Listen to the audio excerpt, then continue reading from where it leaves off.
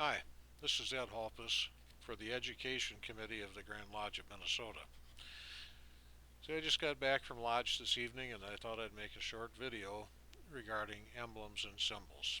Some time ago, years ago, I posted a question about that in the e-publication of Masonic Matters.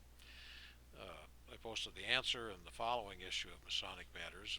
That question generated a lot of interest, so I thought I'd kind of revise it and mention it here just for a short video.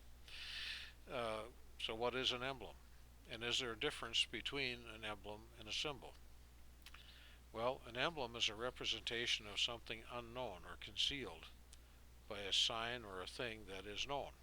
For instance, and I'm going to lay my notes down for this, but for instance, in Freemasonry, the square is an emblem. Actually, I'll hold up my square. This is the square that I carry with me in my briefcase. Uh, it's a senior deacon's working tool, but it's a square. And but all the working tools in masonry are emblems. It doesn't matter what working tool we're talking about. It could be the 24-inch gauge. I happen to have one of those here that it unfolds and so forth, but it's emblematical of the 24 hours of the day. And just by the words emblematical, it would indicate that it's an emblem. I also have here a scarret, and in some jurisdictions they talk about the scarret being a working tool. In my jurisdiction in Minnesota, we don't do that. But working tools are emblems. The square is emblematic of morality. The plum is emblematic of uprightness of character. The level is emblematic of equality. The 24-inch gauge is emblematic of the 24 hours of the day. An emblem may also have a symbolic meaning, and working tools do, but they're still emblems. Now, sometimes the words emblem and symbol are used synonymously, but even though they're used synonymously, the words don't express exactly the same meaning. A symbol is more extensive in its application. It includes every representation of an idea by an image. So what makes something a symbol? They're symbols because they stand for something else or remind us of something. The real obvious symbol that we see every day are stop signs. Every time we're driving a car or walking down the street, we'll see stop signs on the corner. And that's pretty much what you're going to see in most countries of the world.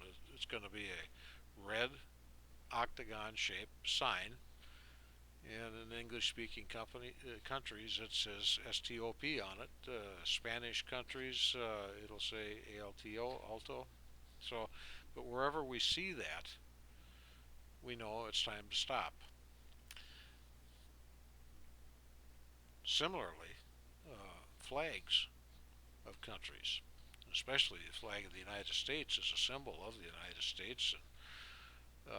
But when you see a flag that you're familiar with, you immediately will think of that country, just like you immediately think of stopping when you see a stop sign.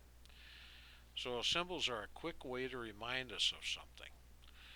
And we could say that all emblems are symbols, but all symbols are not emblems, and that's true.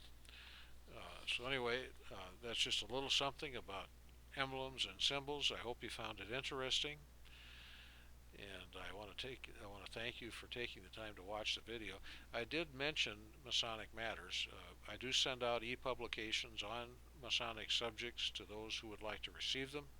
If you'd like to receive e-publication by email, just send me an email with subscribe in the subject line, and I'll add you to the distribution list. My email address is erhmasonic@gmail.com. So again, I want to thank you for taking the time to watch the video, and I'm going to look away from the camera so I can move my cursor up to the program here and click on the button when the time is right. Thanks Thanks for watching. I appreciate it, and talk with you later. So long.